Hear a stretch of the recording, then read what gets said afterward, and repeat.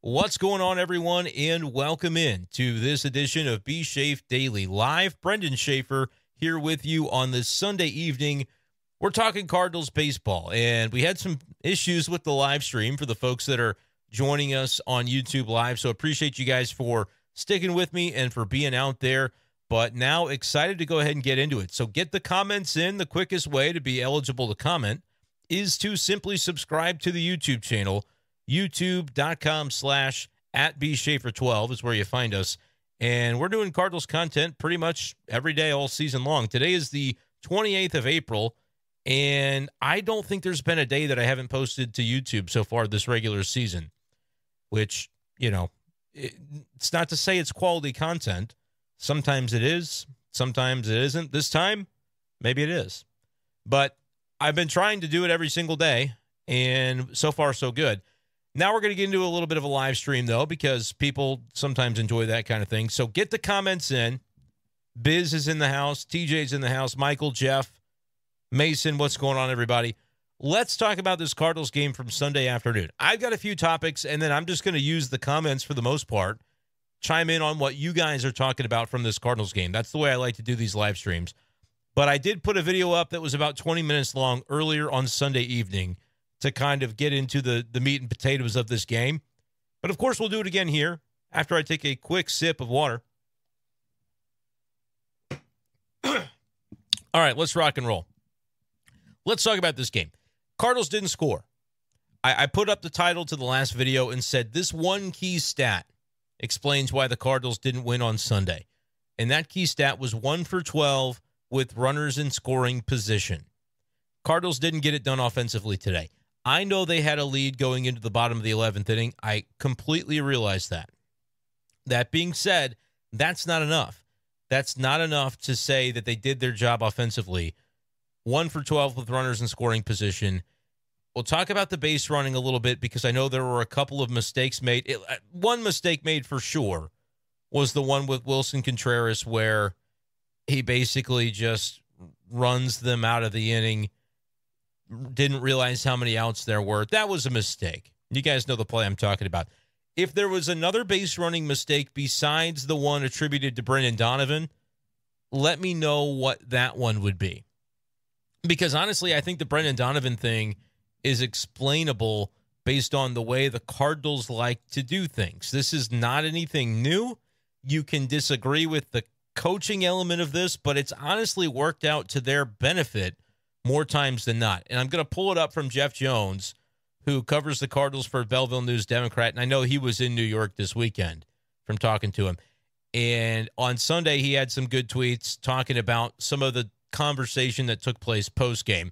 He also had a couple of things we'll reference as it pertains to Matt Liberatore and the pitches he threw in the 11th, giving up a hit to Bader, and then obviously the walk-off home run to Mark Vientos. We'll talk about those moments because I already saw in the YouTube comment section there was a little bit of scuttlebutt about that. But let's get right to the base running since it was top of mind for me. Let me know, too, in the comments, did you guys think the base running was a particular problem? Because on the first video I posted, I had a lot of people talking about the base running. I mentioned it in passing, but I didn't, I don't know if I necessarily gave it its full due, but I also don't know if it was as big of a thing as it was being made out to be. In the 11th, Michael Ciani is the runner on second base, the ghost runner, the Manfred man, if you will. And it's a base hit by Brendan Donovan to right. This is from Jeff Jones. Ciani said that he had to freeze to make sure the ball got through on Donovan's hit. And then as Brendan Donovan explained, once the runner freezes, right, he's in the left-handed batter's box, he hits it to the right side, he sees in his field of vision Ciani make an initial, he takes a beat, he pauses to make sure that ball gets through, so he doesn't get a great jump off of second base because it was, I believe, between the hole between first and second baseman, and you got to make sure that ball isn't going to put you in no man's land where you get thrown out at third base if you take off on contact. So he freezes, and then Donovan notices it, and he said after the game, this was from Jeff Jones, so reporting that Donovan actually said, once that runner freezes, in Donovan's view, it is his job to flash in front of the first baseman, force the cutoff of the throw, because the first baseman sees him coming across towards second. First baseman cuts the throw, throws to second, gets him in the rundown, which they did. But that guarantees the run. I can't remember if there were 2 outs in the moment or not, but either way, if there was, he'd have to stay in the rundown long enough for Ciani to cross home plate, which I think would have been pretty much understood.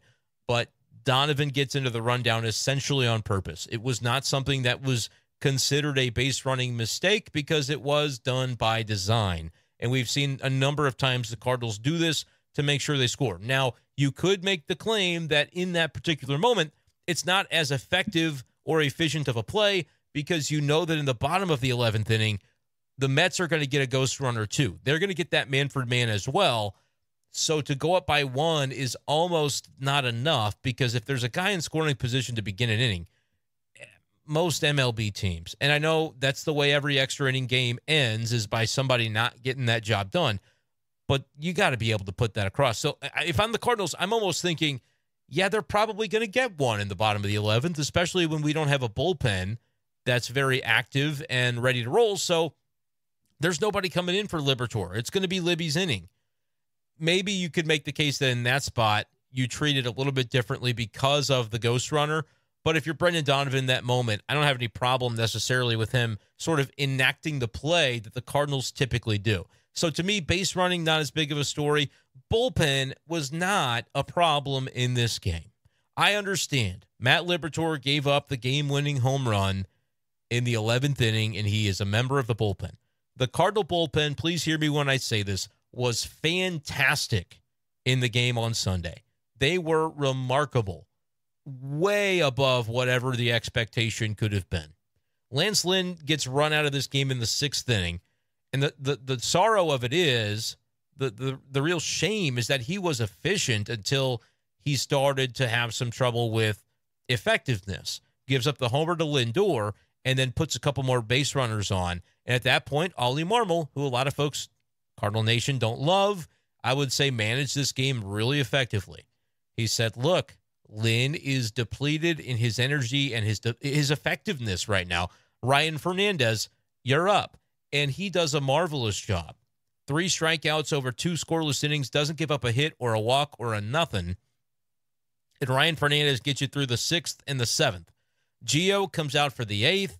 He walks a couple guys. He's struggling. We get it. But he's not up in the circle of trust. They used multiple guys before they used Gio. Because you talk about the 3 relievers that had to be used on Saturday, which going back to Saturday matters because had Arenado maybe not made the error or Sonny not allowed that inning to unfold on him the way it did in the 5th, you maybe don't have to go JoJo, Kittredge, Helsley for the 2nd day in a row. They did, and as a result, those guys were not available on Sunday. It happens, so what's the answer in the bullpen? How do you go about holding a late lead? Well, the answer is Fernandez, Gio, and then when Gio doesn't perform, Libby, it's you. And they end up going to Matt Liberatore, and he does a fine job. Matthew Liberatore gets 9 outs before anything really happens to him in this game, and he's 1 strike away from being the conquering hero. I mean, he would have been hailed as the savior had Matthew Liberatore found a way to get Harrison Bader out, but he hasn't thrown for 10 outs in quite a while. He started as a starting pitcher this spring in Jupiter, but that's not been – we're a month into the season, ladies and gentlemen. Matthew Liberatore was asked to do something that it's not the manager's fault that he asked him to do it. He kind of had to. Did you want John King, Nick Robertson? Like, who was coming in for that 11th inning if it wasn't going to be just ride it out with Libby? Those are the sorts of things that had to be answered and had to be thought about. As of Saturday night, Ollie Marmol, I think, was already thinking, all right, what do we do if we get into a spot where it's tight and late? Who comes in? Who is in the circle of trust now, almost by necessity? Fernandez was a good answer, and he came through. Gio didn't quite get his full job done, so you ask even more of Libby than you would have, and Libby was great until a couple of mistakes happened there in the 11th inning. I'll read this from Jeff Jones as well. Matthew Liberatore said the game-tying single by Bader was a missed spot. He missed his location. The 0-1 was the same pitch, but with a couple inches higher, and Bader fouled it off. That was the chase location he wanted, but it came down in the zone on 0-2, and it ended up being the base hit to center.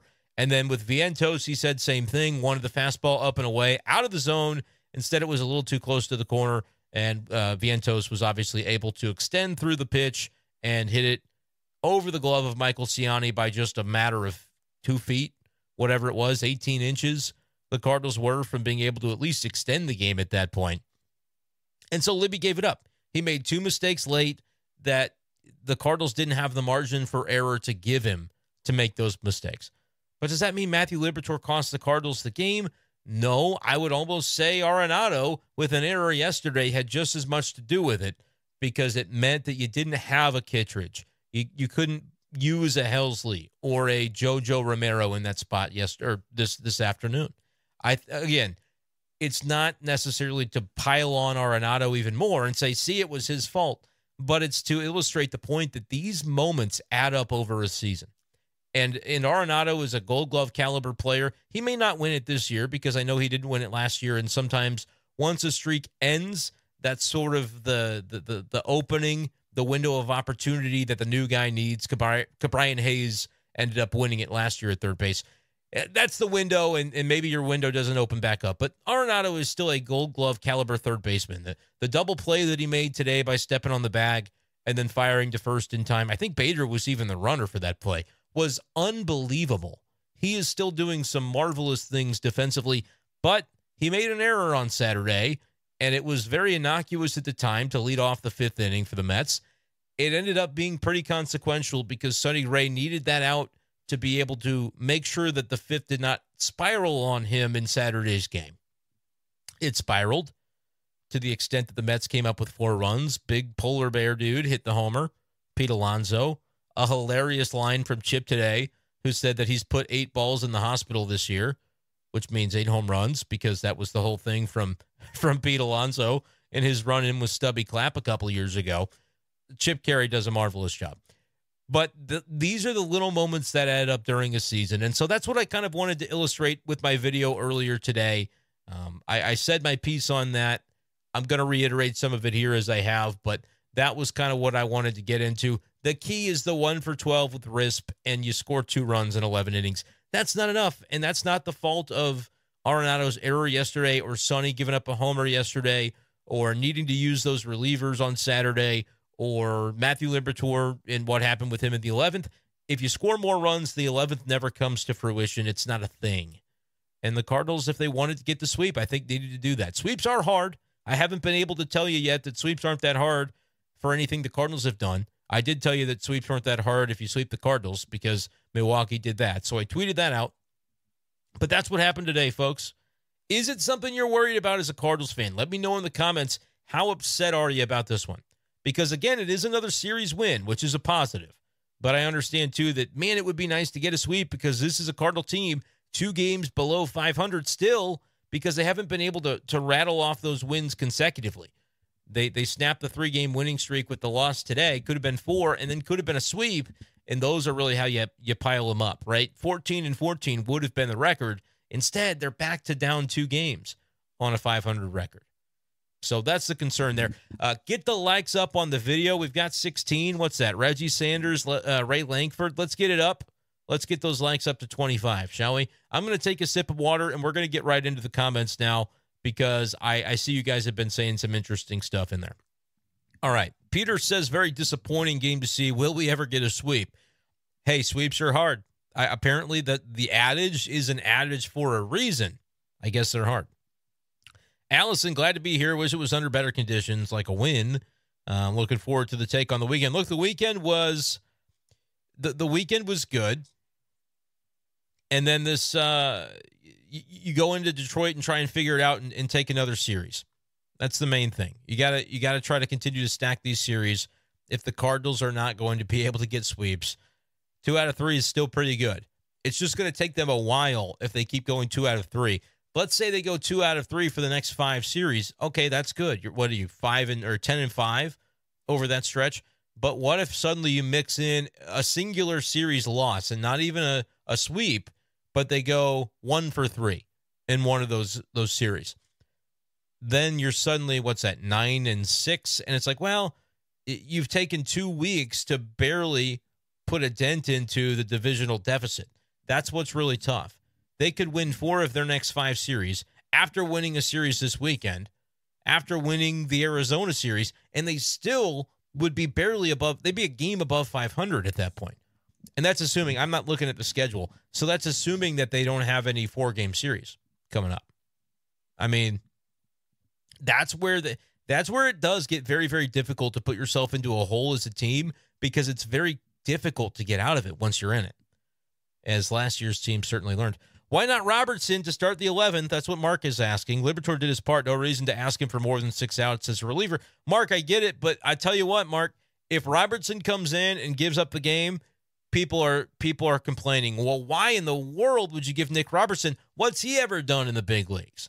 I promise you it would have been 6 of one, half dozen of the other. People would have complained. I liked Liberatore going out for that moment. It just, the bucket was full. Sometimes you keep pouring water into your bucket because you're trying to make sure that your boat doesn't sink. You've got a leak in the bottom of the boat. Using JoJo, Kittredge, and Helsley for 2 days on Friday and Saturday in winning efforts, so it's okay to do it, but that was the leak in the Cardinals' boat today. Especially, it was the offense kind of driving the hole and making it bigger because of their inability to do anything productive. You scored 2 runs, they don't get credit for that. They needed to have been better. They are the reason the Cardinals lost the game on Sunday. 1 for 12 with RISP does not get it done. And you had familiarity with Jose Quintana. I get it, he's a good pitcher. You got to do more, especially when you start out with a 26-pitch inning against him. The way they just sort of rolled over and were swinging and meekly flying out, grounding out on the first pitch or second pitch later on. I mean, he ended up having just a cruising effort in innings 2, 3, and 4, where pitch count was suddenly no longer a concern. They had an opportunity to build on what they did in the first. They didn't do it. This was a failure by the Cardinal offense. But guess what? You play 162 of these. It's not the end of the world to lose a game. And they're going to have days like this in the future.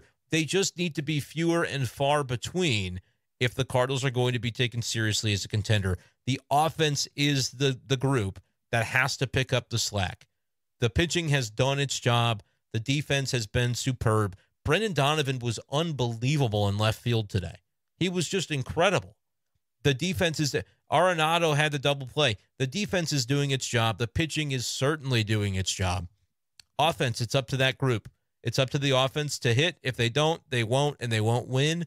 If they do, like we've seen it at times, you win that game 7-4 with Sonny pitching. Offense, that's what you got to have. Not every day do you have to score 7, but you understand 2 over 11 innings is not going to cut it. You're going to lose more times than you're going to win if that's the output. And so that's who I would focus on if I'm trying to lay blame at the feet of something on Sunday. It's the offense. It's the offense not coming through when it's supposed to be the strength of this team. Only 4 hits in 11 innings is not going to cut it. Donovan, Contreras, Nootbaar, and Mason Wynn, they get hits. Bad, Arenado 0 for 5. Goldie did reach on a walk, but he's 0 for. Herrera 0 for. We can talk about Burleson pitch hitting for Herrera and then Pages coming in. I had a guy on Twitter get mad at me for that and say that that's why they lost. It's on Ollie Marmol, and I kind of was derogative toward him because it was a ridiculous comment. But he ended up deleting his tweets because he was wrong and I was right. But anyway, that's not important here. If you want to hear about that, I'll get into it. But there's much more to get into, such as your comments, which I will dive back into right now. Allison asking for thoughts on the bullpen management this weekend. It was impeccably good. It was incredible. Ollie Marmol had an awesome weekend. And I do think pinch hitting Burleson in that spot for Herrera against Edwin Diaz is a fine move too, because you're probably not getting anything done there anyway. But when you get into the 9th inning with Harrison Bader leading off for New York, you don't necessarily want Herrera behind the plate anyway. So I think they would have defensively subbed out Herrera for Pages regardless. And you have a lefty against Diaz, and Burleson's been taking some good swings. That might be your best chance to win the game, is to just have him run into one, and then you can look at it and say, get your best guy behind the plate in the bottom of the 9th so that you don't have to worry about giving up an extra 90 feet, and knowing that when you get into extra innings, there's going to be a guy on second base anyway for the opposing team. So you certainly don't want to worry about having a lesser defensive catcher. And I'm not trying to rip on Ivan Herrera when I say these things. It's just the statistics of it. He's 0 for still when trying to throw out base runners defensively, or base stealers, I should say. I don't know if that number is exactly 0 for 13, 0 for 14, what it is, but it hasn't been strong. And then you think about the other day, there was a couple of wild pitches that were charged, but those were pitches that he probably should have blocked. So I would say his plate blocking and his his protection of the starting pitcher or the relief corps at that point has been a little bit lacking. Pages comes in for defense anyway. So I feel like Ollie managed that situation well and the bullpen well. Look, they won the first 2 games because Ollie pressed the button that says auto win when you take a lead into the 7th. 7th, 8th, 9th, those guys come in, it's done. You can't pitch them every day, though. They're already on pace for like 80, 90 appearances in the season, a couple of them. It's just not sustainable. It's just not going to be. So at some point, you have to rely on somebody else. But if you can take a chance to, by 6 p.m. on a Saturday afternoon, win a weekend series on the road, you do that. So he used the guys that he needed to on Saturday to get the win because of what happened in the middle innings where Arenado made the error, Sonny Gray walked a guy, gives up a couple of hits in the home run, and suddenly you're going, all right, we got to make sure this game doesn't get away from us because the offense actually did its job on Saturday. And they even should be credited with the I think it was Nootbaar had an RBI later to extend it from a 6-4 game to a 7-4 game. So they did everything you could have wanted. Ollie Marmol managed a great bullpen. Ryan Fernandez coming in and doing what he did. Look, I said on B-Schaeff Daily last night he was going to have to pitch. I said, look, if it's a close game, Fernandez is going to be in there, Gallegos is going to be in there, and then you got to figure it out. And Liberatore was the answer to the question of how do you figure it out, and they asked him to get 10 outs, and he could only get 9. They came up short because you needed somebody to be Herculean, or maybe multiple guys in the bullpen today to be Herculean, when they know in their hearts their options 4, 5, and 6 out of the Cardinal bullpen. Your 3 studs pitched the first 2 games. The 3 guys that pitched today are 4, 5, and 6, and John King and Nick Robertson are the other 2. They had what they had, and they needed somebody to get a clutch hit today. They didn't get the hit, and that's why they lose. The bullpen did everything you could have hoped. Ollie Marmol had a great weekend. You might not like hearing that as Cardinal fans, but it's just a fact. He did. He managed the bullpen really well. Rich, what's going on? Connor, the Cardinals have not won a series against the Tigers since 2009. Feel like they've got a decent shot to make it happen since they will miss Tariq Skubal. The cat is nasty. Yeah, Skubal is a great pitcher.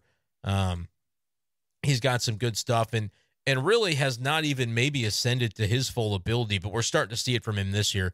1.7 ERA. Yeah, they are going to see Jack Flaherty, I think, on Tuesday, so get ready for that. We did get to 25 likes. Let's make it 30. Make it 31 for Lance Lynn, why don't we? Dominic, what's going on? Michael says that Kenta is tied for the 4th most homers given up so far this season. Hopefully add on to that tomorrow. I guess that means Kenta Maeda will be opposing the Cardinals. I have not checked into his stats so far this year, but I'll give it a look as I think he is slated to go for the Tigers on Monday. Yeah, his numbers, he's got a 5.96 ERA, and the Cardinals should be able to jump on him, but I kind of thought there would be opportunities like Tommy Henry, that game against Arizona. I thought the Cardinals would jump on him, and they really didn't. So I never try to get too ahead of myself. Steven Matz versus Kenta Maeda, man, I would say probably who's got the edge in that one? Who's got the advantage there?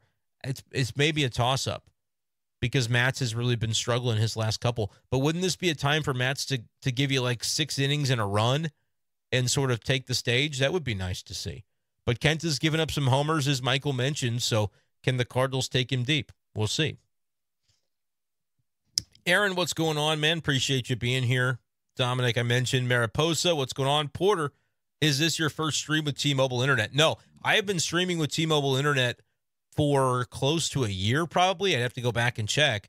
But when I had Spectrum, it wasn't working very well. I kept getting knocked off, and tonight was the first time I had any issues. But I think I know why it was. And it shouldn't have been the reason, but knowing that it happened the way that it did, I won't change. I'll go back to exactly what I'm doing now, and I think we'll be good to go for the future. However, if MLB The Show keeps not letting me play online ranked games or Battle Royale or whatever, I just got the game within the last couple days, and today I had an issue. It wouldn't let me play. It kept saying challenge failed. And I Google it, and I go, oh, crap. Apparently that's a thing. T-Mobile Internet does not jibe with MLB The Show.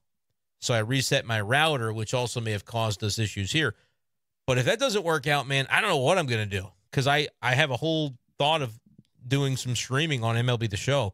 I'd have to go back to Spectrum, which hurts me on this front because they never really cooperated. So it's kind of damned if you do, damned if you don't.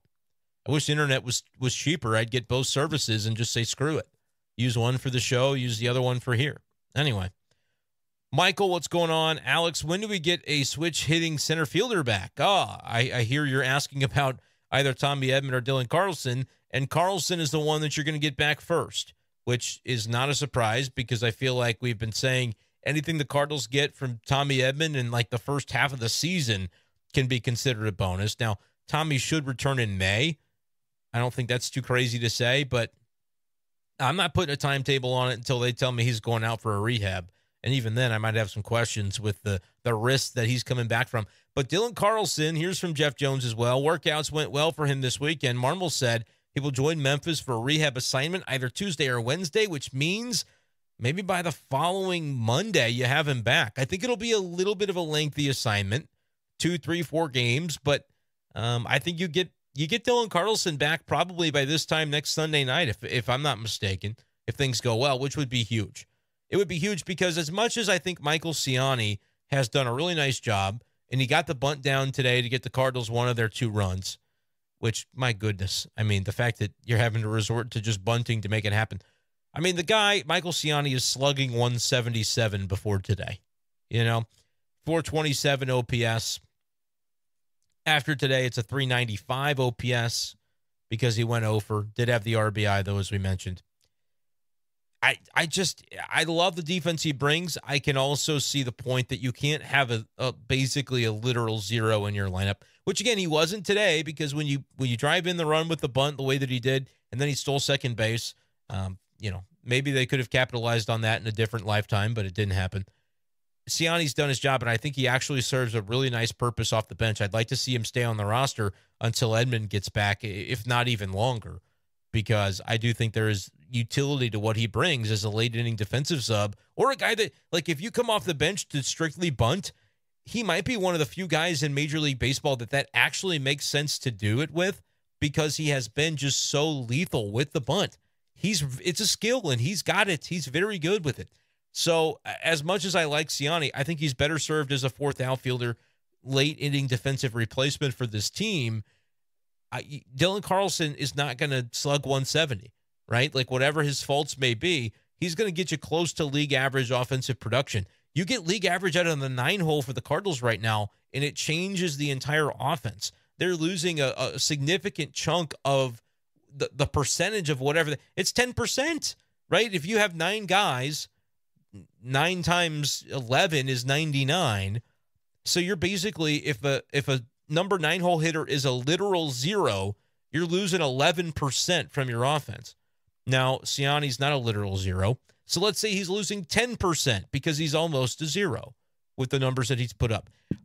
That's going to make a difference. Even if Carlson struggles, his version of struggling is going to be to OPS, 550. It's not going to be 420 or 395. So I do think Ciani would be better served in a bench role, utility, come off and bunt, come in for defense.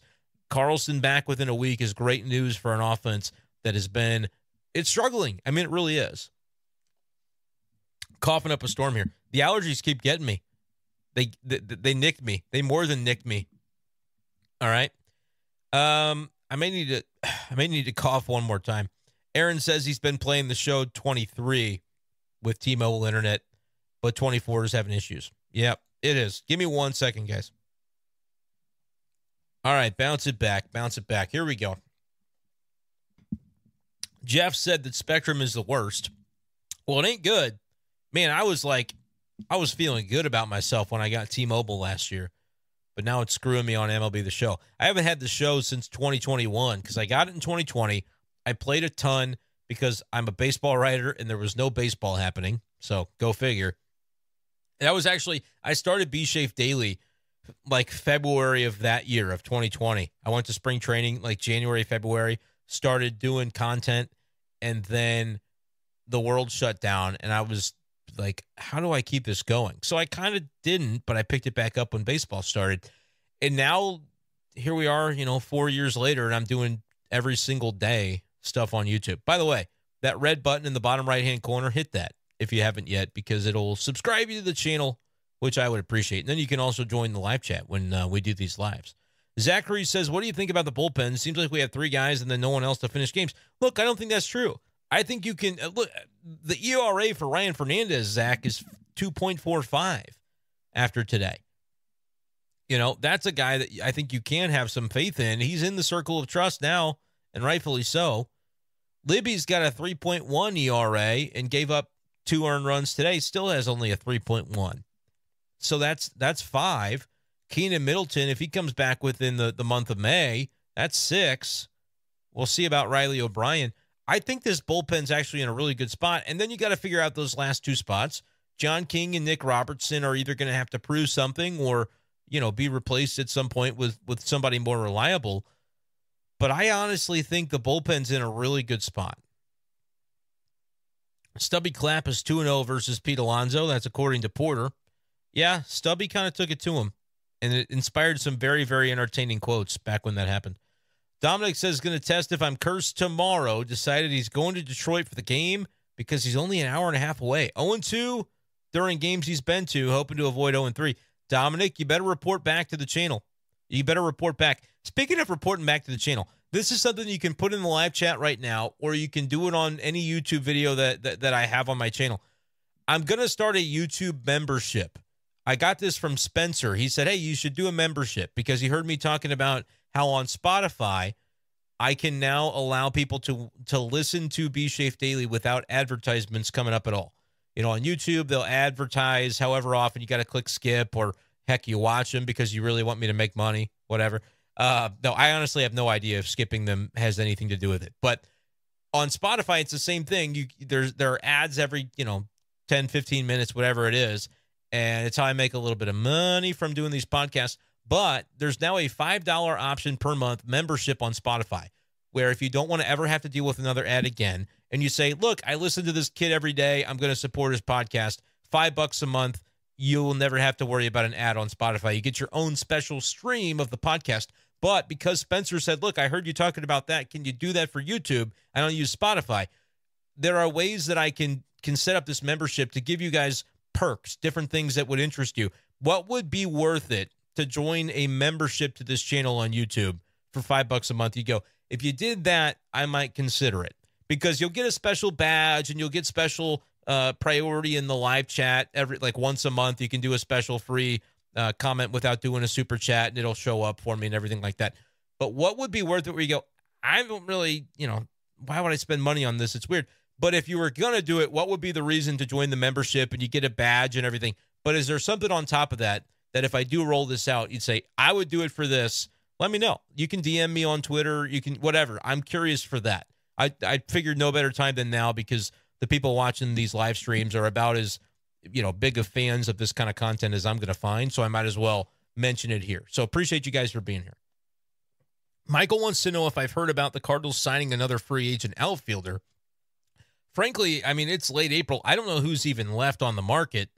But no, they're not going to do that because they're getting their outfielders back healthy. Carlson's coming back soon. Edman hopefully behind him. That's not going to be part of it, I don't think, Michael.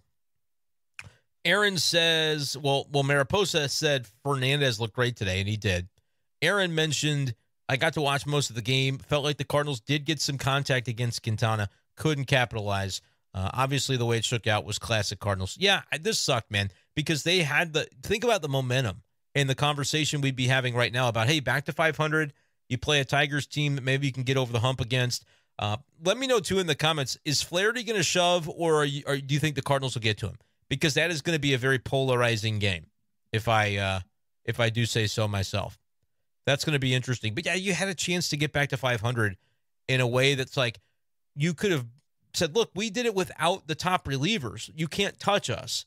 Of course, it didn't end up being the case. Wasn't the bullpen's fault. It was the offense. But that would have really been some bragging rights and like a momentum shift to where you could look at this bullpen and go, what is there anything they can't do if they're able to do this?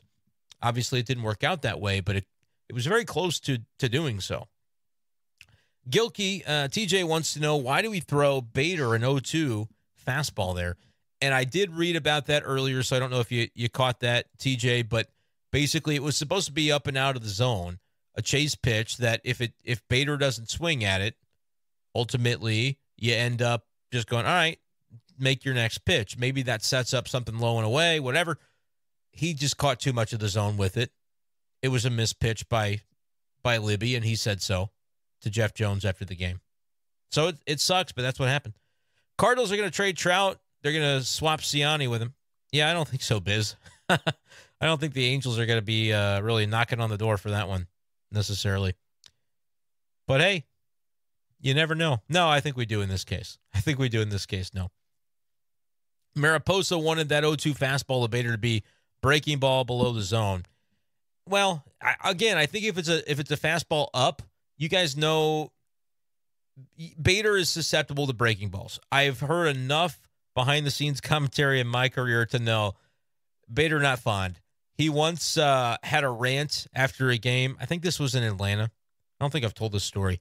I won't tell all the details. But he once caught wind of a rant that happened in the clubhouse after, where he basically was to teammates chastising the opposing pitcher who had struck him out on a breaking ball for not throwing him a fastball during the at-bat, and saying he was maybe lesser of a man for not being willing to throw the fastball.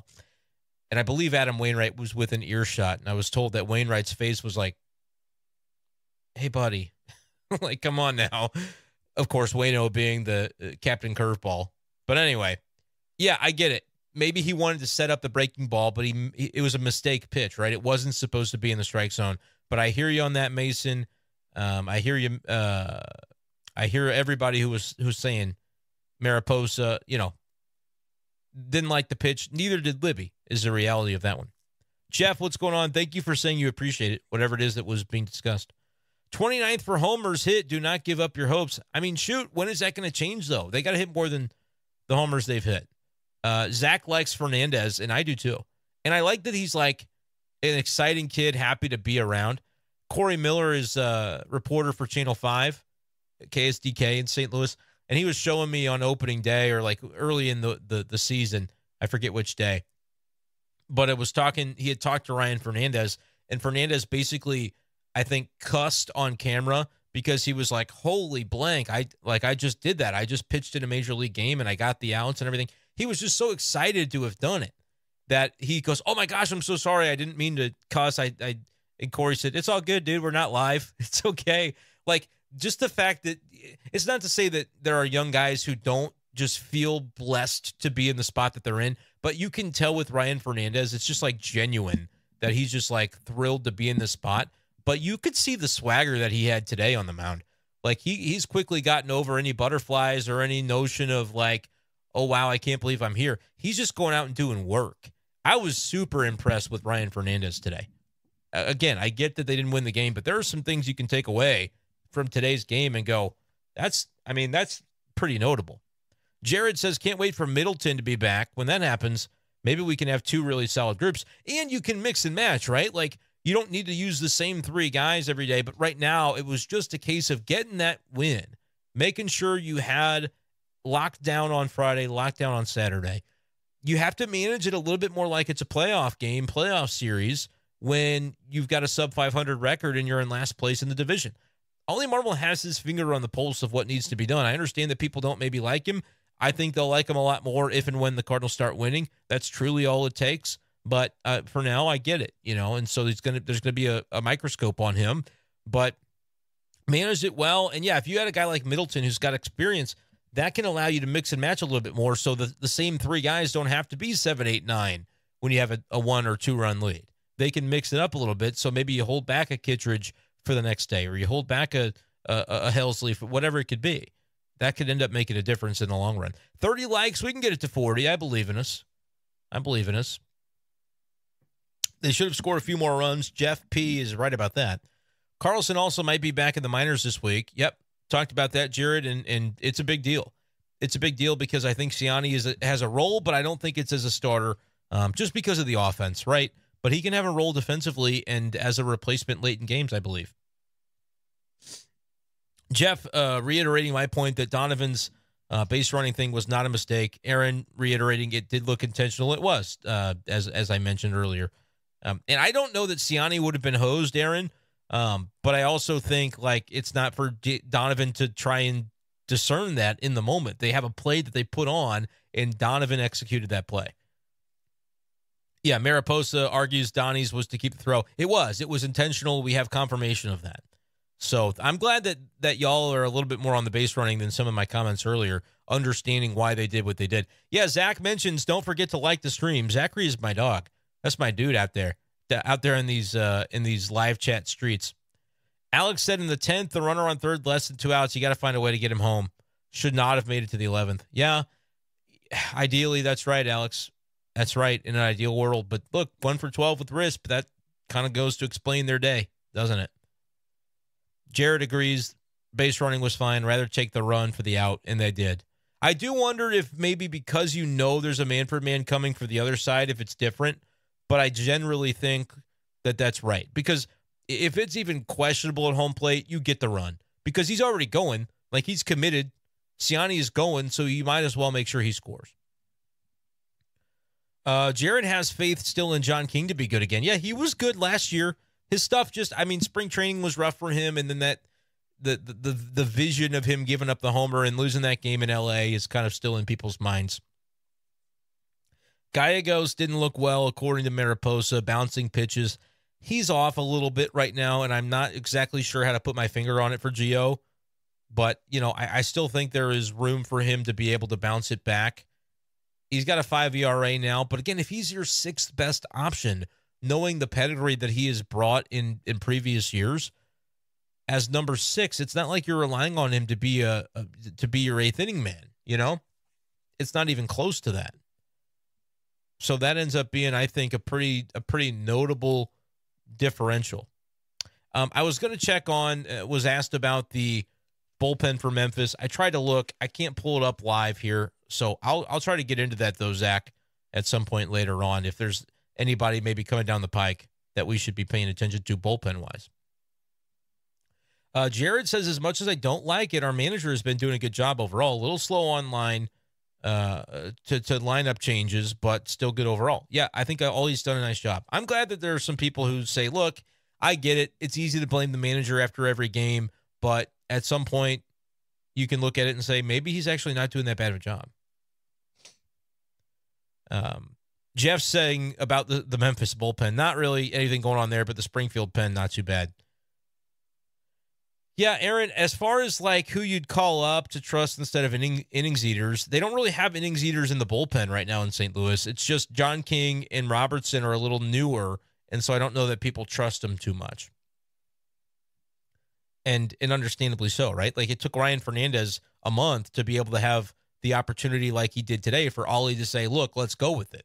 Let's give this kid a shot. And he came through. He's in the circle now. There's no doubt about it. Ollie likes this kid. I'm telling you. And he's right to do so. Quinn needs to be promoted. Tink needs to be promoted. Certainly Quinn Matthews does because he's 23, I think, pitching at Palm Beach. That's low A baseball. Put him up to high A. He had 13 strikeouts, did Quinn Matthews. Cardinals drafted him, and I believe it was the 3rd or 4th round this past summer. And they didn't pitch him the rest of the year last year. He had 156 pitches in a game against Stanford in the college playoffs, did Quinn Matthews. And so I think the Cardinals said, all right, let's just give this guy the rest of the season off after they drafted him. I may be wrong about that. If there was an injury, somebody can tell me that that's why they did it. But I could see them just going, he's pitched plenty. He had 124 innings in a college season, which is kind of bonkers from Quinn Matthews. So it's not like Tink Hens where the Cardinals are like, hey, let's get his innings up. Let's see what he's made of. I think they know that Matthews can handle that workload. It's just going to be a matter of how quickly can they get him toward the real levels of the minors, like the upper levels, to be able to discern how close he is to MLB ready. But age-wise, he pitched a bunch in college, and that's why he's like 23 years old. So Matthews should get to Peoria any minute now, would be my hope and honestly expectation. So we'll see you there. Jeff said they should be killing it with their team in Memphis, but they aren't because of pitching. And he also mentions that it's true, no hits when it mattered today. Yep, 100%. Potential to trade for someone to help the bullpen.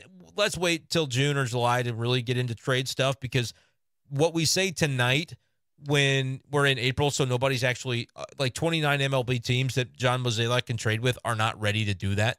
Nobody really knows who's going to be available because they got to figure out if they suck or not. Like the team themselves. Are we buying? Are we selling? Are we sitting? Are we holding? What are we doing? You don't know that yet, so it's hard to say, yes, they're going to do this or that. But I would say, in general, the Cardinals will be willing, if they're in the mix, to add whatever is necessary in July, which is not to say they're going to just sell the farm to do it, but they'll be able to add pieces if they need to. But maybe the bullpen is 1 through 8 just humming by then. Probably not, because how often does that happen? But yeah, I think they'll be willing to add if they're in the mix. And if they're not, then maybe we have a different conversation like the one that Josh Jacobs and I had. He's from the Deal in the Cards pod, where on YouTube we just talked about hypothetical 2025. If this year goes wrong, what do? I think they retool. And that's going to involve a lot of different things that mean they probably won't be buying at the deadline. But we'll wait and see. Jeff says right now goes to show you how great the offense was when it was Albert, Edmonds, and Roland. Yeah, that was MV3. They had a nickname for a reason. They could do things in the clutch. They could do things in any moment in time. They were just Hall of Fame caliber hitters. Roland and Albert Roland's the only one of the three that's in right now. Albert will be first ballot. He'll be in so fast that I won't even be able to vote on Albert because I don't get a Hall of Fame vote until, like 2030, I guess, because I joined BBWAA 2020. And Jimmy did not get in, but he should have been on the ballot a lot longer than he was. They did win 2 of 3, though. That's good to say. Mason Wynn has looked amazing. Great play. Yeah, when I talked about the great defense, thank you, Mariposa, for this comment. When I talked about the great defense, I neglected to include Mason Wynn. He was unbelievable today defensively. Donovan was incredible. Arenado had a good day. Mason Wynn has been really, really good, man. He looks the part. He really does.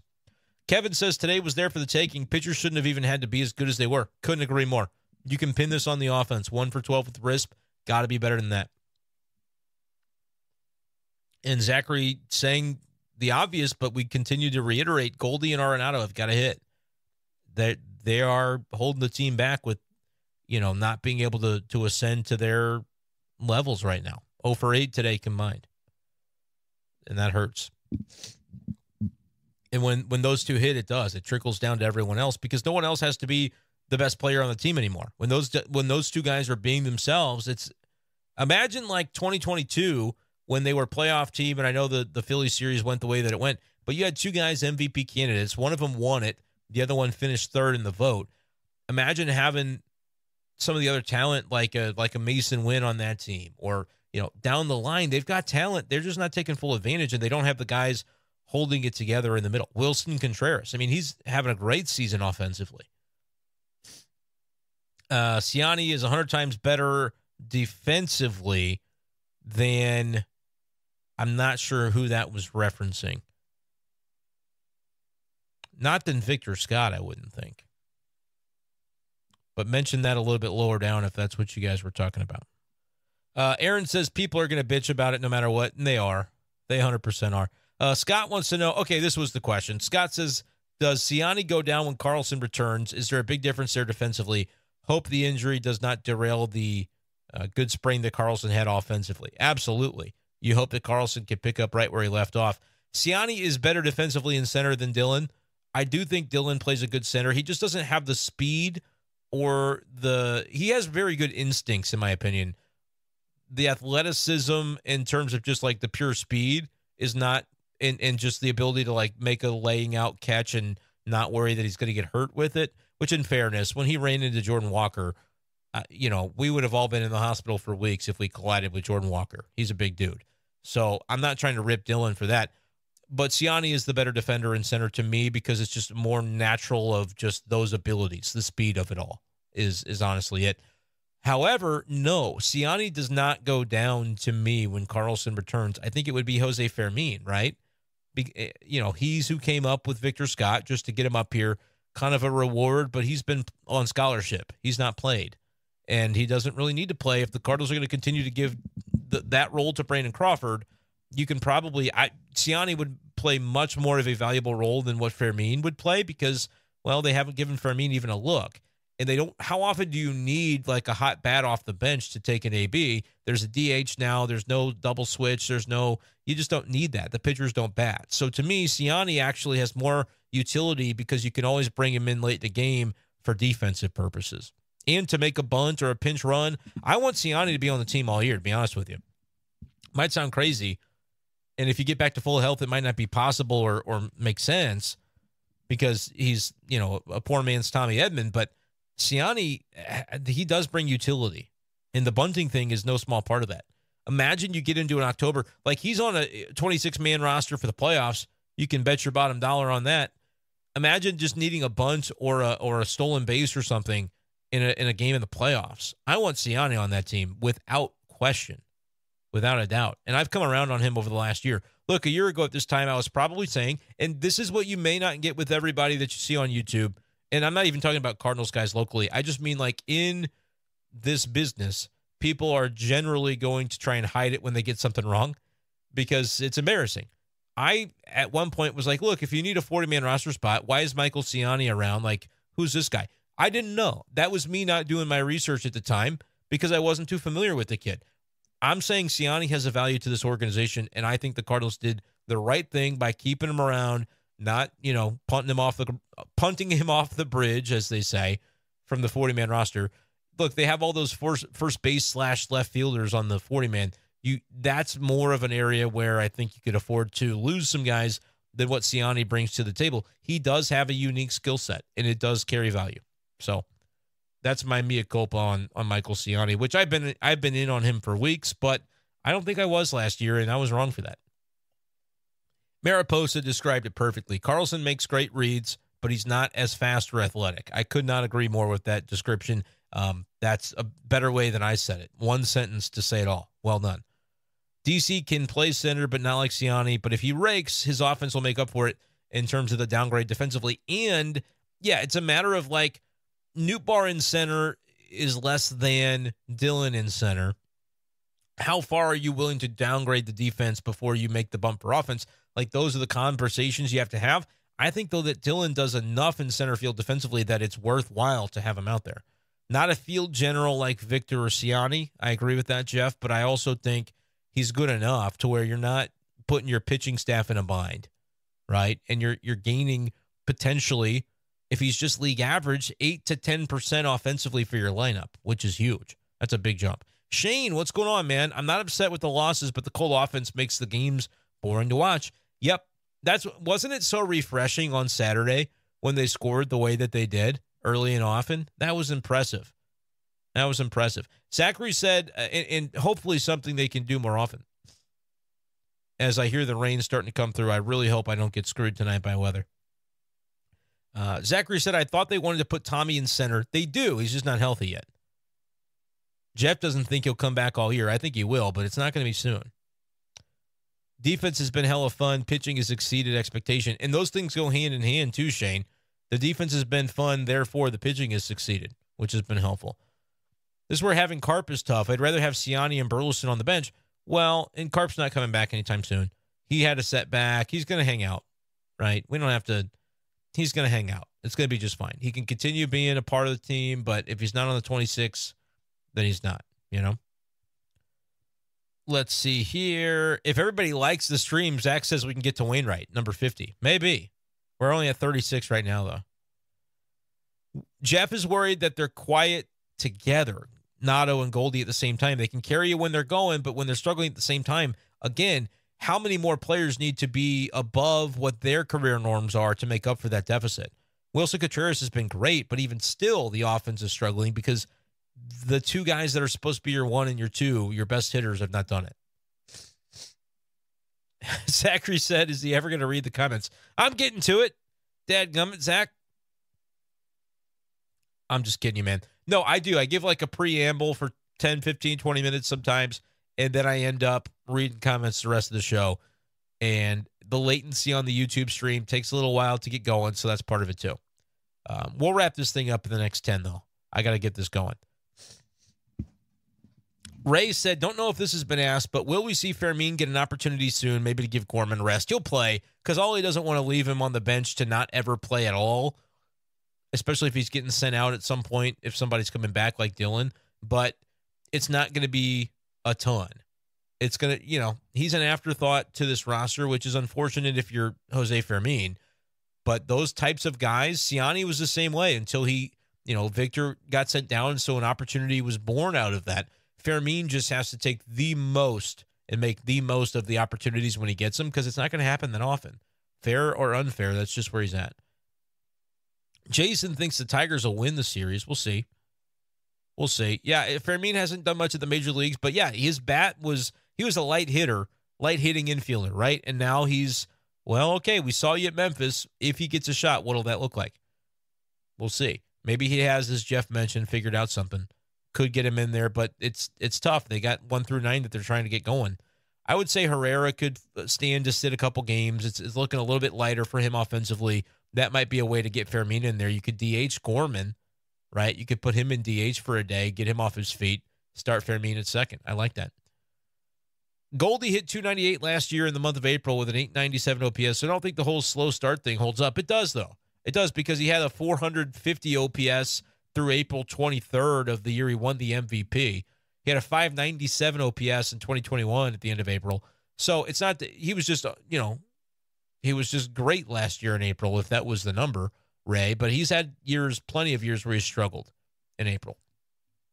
Jeff is predicting 7 innings and 1 run for Matz. That would be probably his best start as a Cardinal, because I think he's only maybe gone 7 innings one time, potentially. Not 100% on that. Mason said that Siani won him over with his selfless bunting. Yeah, he's good at it, too. Jeff does not want to see Dylan slug 170, but sometimes we all think he's that. Look, I did live streams last year, and I kept getting everybody on board. Hashtag everyday Dylan. Play the kid. Play the kid. Well, he's got to stay healthy, too, though. Nathan says, what do you think of Matz so far? I think Matz has to do a little more. He's worn down every time in the 5th inning. He's got to be able to get you through 5 at least and not give up so many runs. Like, a quality start would be a godsend for Matz if they can get it tomorrow. Jason is bragging about fiber internet. We get it. You have money. I get it. Just teasing you. Kevin's going to join the YouTube membership if I dance Gangnam Style. I was still trying to decipher what a super chat is and how that is done.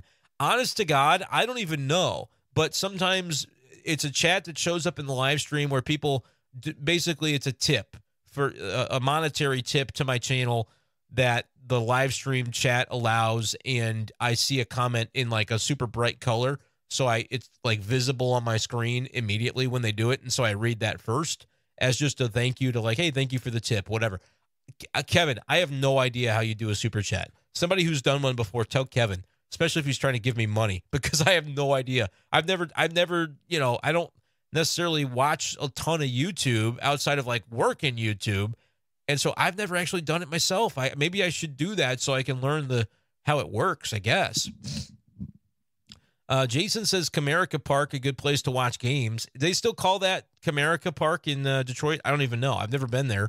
I've heard good things. Shane says VPN can help with online gaming. I don't know that it does with the show, though. But that's a good point. That may be something to try. Caleb, what's going on? I think the biggest issue right now, middle of the order doesn't feel like any more of a threat than 6 through 8. Goldie and Nato need their power back. But either way, a good series. Yeah, couldn't have said it better. They're not going to get... This team's not going to go anywhere if you finish the year and Arenado's got 6 homers and Goldie's got 9. It's not going to happen for the Cardinals, guys. It's just not. You can have everything else go your way, and they're not going to win more than 80 games, if that's true. Spencer, my opinion on Contreras' base running mistake is that he just effed up and forgot how many outs there were, probably. It was a mistake. Hopefully one that he doesn't have happen again, but it was a blunder. There's no doubt. Coyote says the ads are brutal in the Cardinals' sphere of YouTube. He said Charlie's channel is an ad like every 3 to 5 minutes, sometimes less. Coyote said I'd pay for membership to have no ads. I don't think I can take ads off of YouTube. I think YouTube Premium is like $9 a month, $10 a month, and it'll do that for you. If you just watch me, the link will be in all my descriptions, or just Coyote, send me a DM on Twitter. Spotify, I can get your ads off there for $5 a month. I don't know that it'll work for YouTube though. I like that Spotify offers that because I thought maybe people would be into it. I've got a couple people signed up so far, but YouTube feels like more of a community because the one thing I wish Spotify would do is offer like a comment section, but they don't really have that offering. YouTube, we can make a community out of it. And I would love to do a Discord. That might be something that I could include in the YouTube membership is a private Discord. But also, if there's only like 4 people in it, I don't know how cool that would be for you guys. But a Discord with me would be something that I think we could have fun with. And I'm online all the time, so I would actually be mixing it up with you guys in a private Discord if that's something people would want to do. And then obviously make it big, right? Get more than just a few people in it. Make it open to anybody, but there might be like a little b-schaeff lounge where that's just like the membership portion. Who knows? Clay, what's up? Just realized I was live. Tough loss. Yeah, Clay, watch some of it back. Skip the first 10 minutes because we had some issues. We had some issues with the stream. How's the weather? Aaron, dude, so I know there was tornadoes down Nixa and Springfield way. I'm supposed to get basically railed by the weather until 2 a.m. or so, and I'm a little bit worried. I don't hear a ton. It sounds quiet. I'm taking out a headphone to hear this.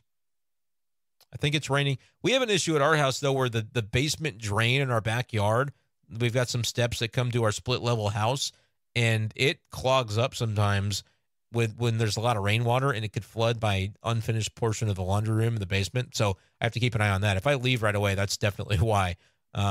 Zachary is my favorite because he continues to do the math on, like, we have more watchers right now than there are likes. So what's going on with that? That's kind of funny. He said, got to respect Wilson, man. He's a dog. He should be everybody's favorite Cardinal. Not everybody, because maybe you like some other guys. There's some other guys who are worthy of having it, that your favorite. Wilson Contreras is somebody that everybody should be on board with, man. With what he does and what he went through last year, that's a guy you should root for sure. John says, what's the plan if starter has to miss a month or so? Go Thompson, Libby, Palante, or do you think they call up Sam Robertson? It depends when it happens, John. Like, if it happens right now, I don't know. Maybe you go right back to Thompson. But if Palante gets a few starts under his belt, it could be Palante just to kind of – Palante could be a starter for this team in 2025. If they have a bad year and they try to trim payroll next year, they could throw Palante out there for 30 starts on a team that's only got a $100 million payroll. Again, watch the video I did with Josh Jacobs if you're interested in that. But that would be like the reset, the rebuild. Mariposa thinks it would be Palante with the first chance. It just depends on how soon that would come. Hopefully it never happens that they lose somebody for a month from the rotation. I'm not sure who was in Memphis. Fermin, no, he's in St. Louis if that was being discussed. I'm going to go ahead and start now at the bottom of the chat and work up because we're getting toward the end of this thing and I want to see that I didn't miss anything. And, well, YouTube just nuked me to the bottom anyway. So, what's up, Dealing the Cards? Let's do a collab on MLB The Show once I figure out T-Mobile Internet. Yeah, for sure, guys. You guys should follow Dealing the Cards, too. They do live streams basically exclusively, I think. So it's not like we're, competitors. We'll go on each other's shows and stuff like that sometimes, show some love. But they do a lot of live streams. That's kind of their whole business model, I think. Zach, thanks, brother. Thanks for being here. Aaron said, I'm going to start getting hit with all the weather around 2 to 4 a.m. It's the worst time, dude. It's the worst time. If you're over on Illinois side, you're getting boned tonight, I'm afraid. And I am too. Not like that, though. Don't make it weird. Jeff was aggravated when they didn't get Sean Murphy in a trade, but pumped that they have Contreras. He has the fire this team has needed for years. He does, and they didn't let him use it last year. I'm going to predict it now. Jack Flaherty gives up a homer to Wilson. Wouldn't that be something? Clay says, shouldn't get bad storms, maybe some wind, rain, and a little lightning, but it's the dangerous ones are not going to be an issue for old Clay. Well, good to see. Jeff showing some love to Dealing the Cards, as he should. Again, I'm equal opportunity, man. I love those guys. Clay said Discord sounds like a plan. Spencer wants me to do the membership on YouTube. I am going to do it. I just want to make sure I know what I'm going to include. So tell me the perks you want to see for a YouTube membership. It might be like a $5 tier or a $10 tier, whatever. I wouldn't expect people to spend much money on that, but maybe if there are some perks that are interesting, we could get that going. This is a good question. Do you get the sense that if Brandon Crawford keeps being a liability, they'll DFA him to open up another bat to come up? I honestly don't know, because if you look at the way he's used right now, it's not like they're the people on Twitter that are saying, get him out of there for a pinch hitter, get him out of there for defense, put Mason in the eighth inning.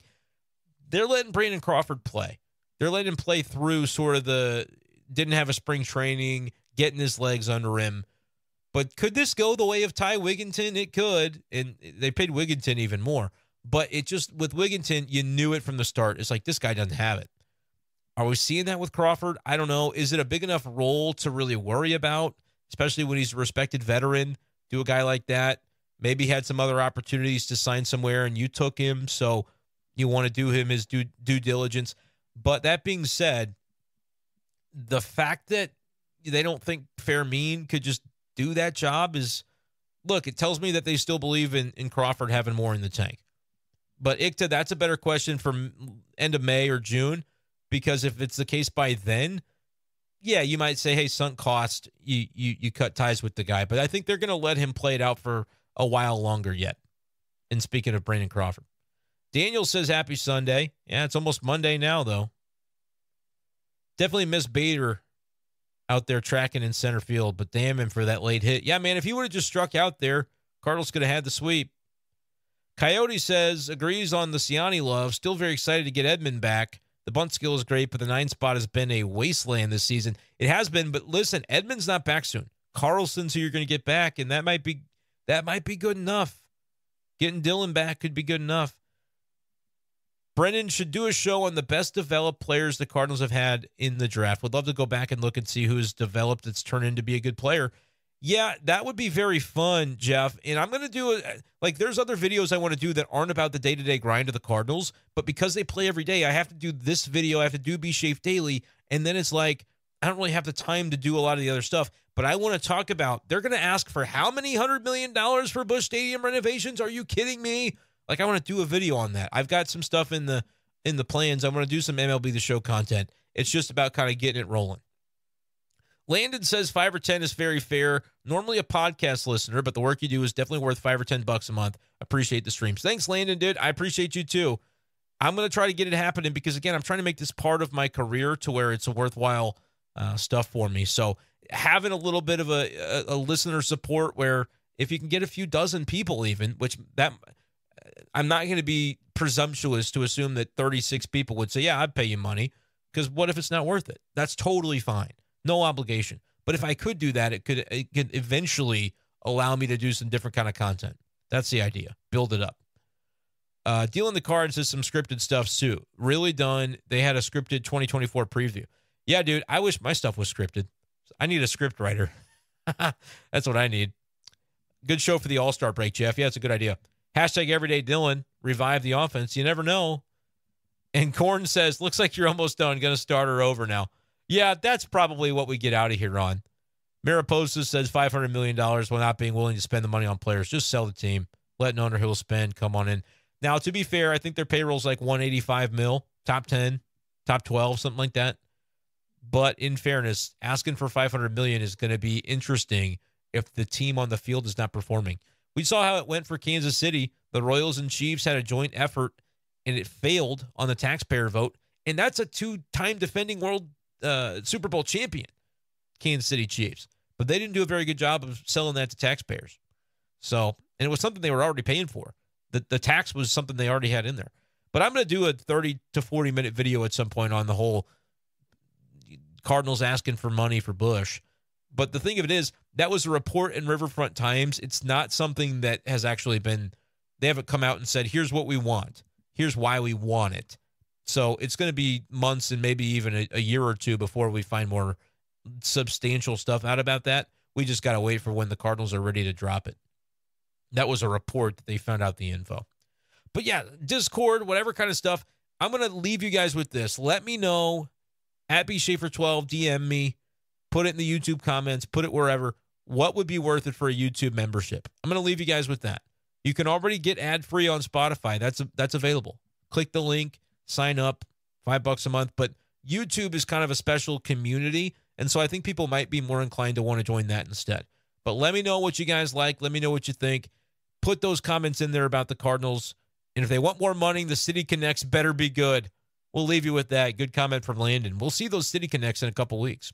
All right, that's going to do it, though, for this edition of the show, B-Schaeff Daily Live. Thank you guys so much for watching, for commenting, for getting involved. Jeff says $10. He would pay $10 for a playoff series win. Oh, he said I'd give him the DeWitts $10 for every playoff series since they've given me the past few years. Yeah, very good. Very good. All right, that's going to do it for this edition of the show. Appreciate you guys. Peace.